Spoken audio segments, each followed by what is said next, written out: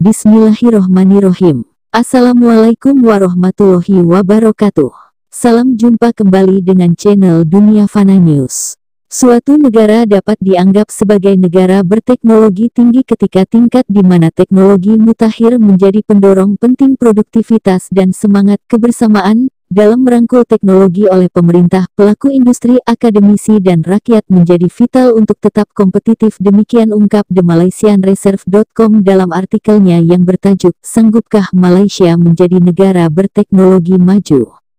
Bekas Perdana Menteri PM Tan Sri Muhyiddin Yassin dalam sesi dialog dengan industri yang diselenggarakan oleh Kementerian Perdagangan dan Industri Internasional, MITI, pada tanggal 15 April tahun 2021, mendesak sektor swasta untuk merangkul teknologi baru dalam rangka mempercepat pemulihan ekonomi untuk negara.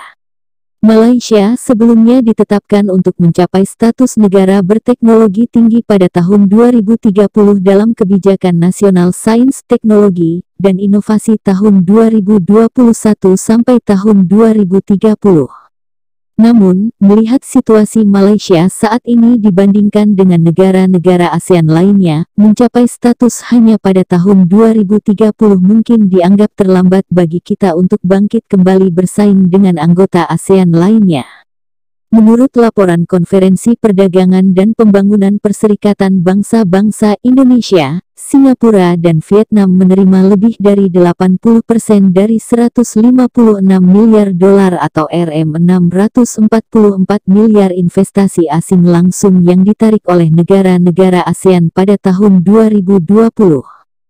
Hanya 5% atau hanya 7,8 miliar dolar yang masuk ke Malaysia.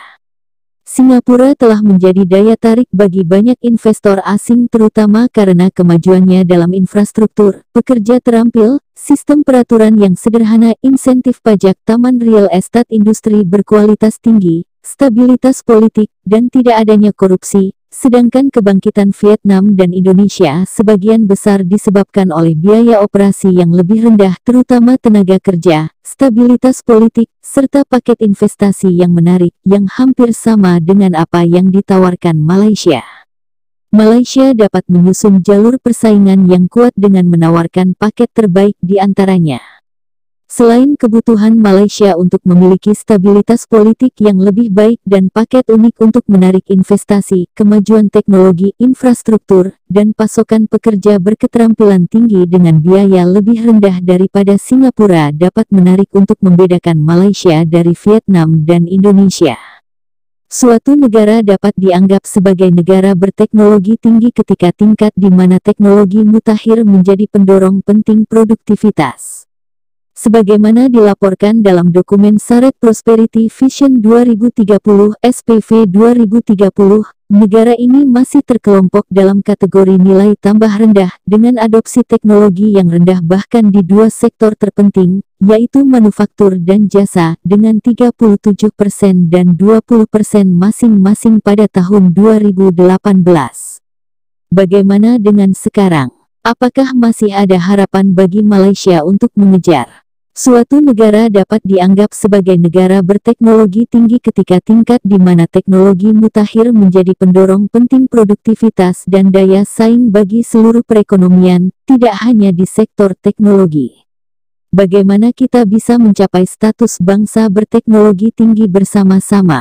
Tahun lalu, Malaysia menduduki peringkat ke-8 di Asia dan ke-33 di dunia Global Innovation 2020, kedua di Asia dan ke-26 di IMD World Digital Competitiveness Ranking 2020, serta ke-11 sebagai ekosistem startup yang sedang berkembang di dunia oleh Startup Genome 2020.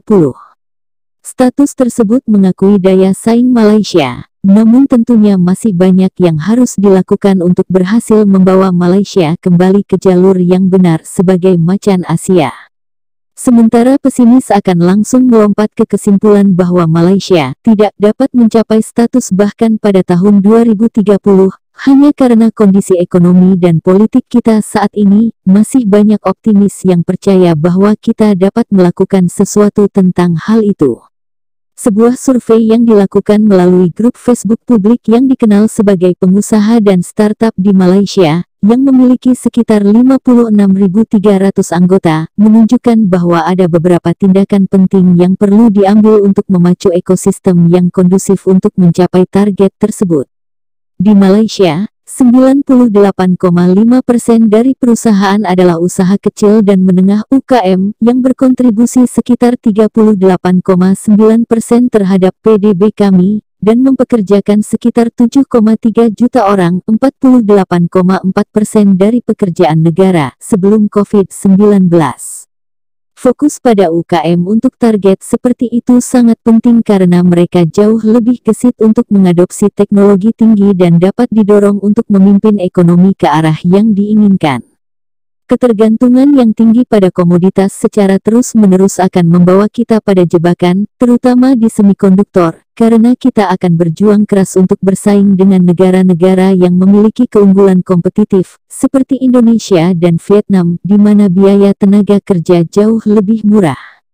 Namun, dalam mendorong UKM untuk menjawab tantangan tersebut, diperlukan rencana panduan yang tepat karena banyak UKM di Malaysia adalah bisnis milik keluarga dan dipimpin oleh mereka yang berusia antara 50 dan 60 tahun.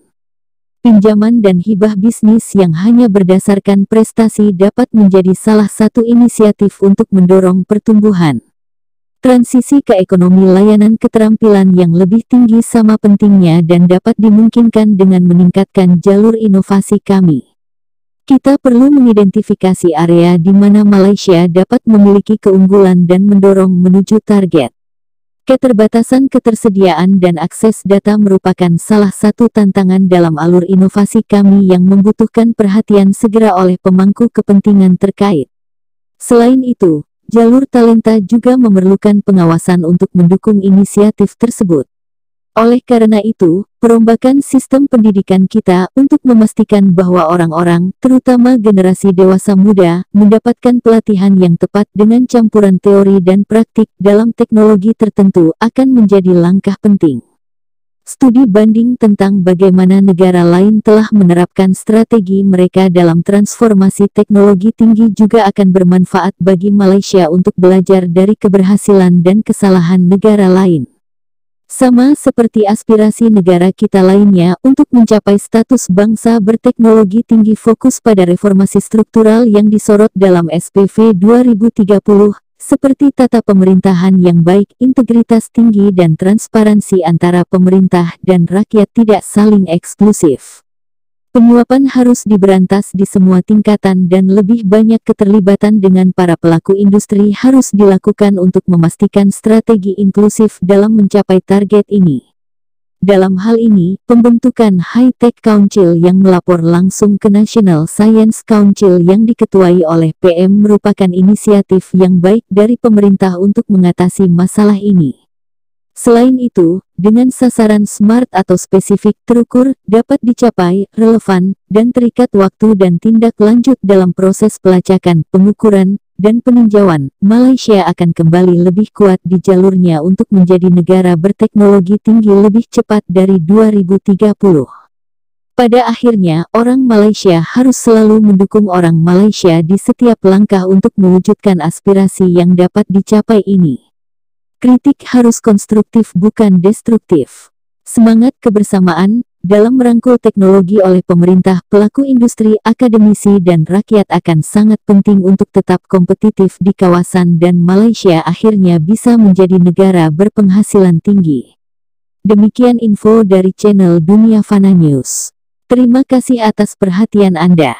Wassalamualaikum warahmatullahi wabarakatuh.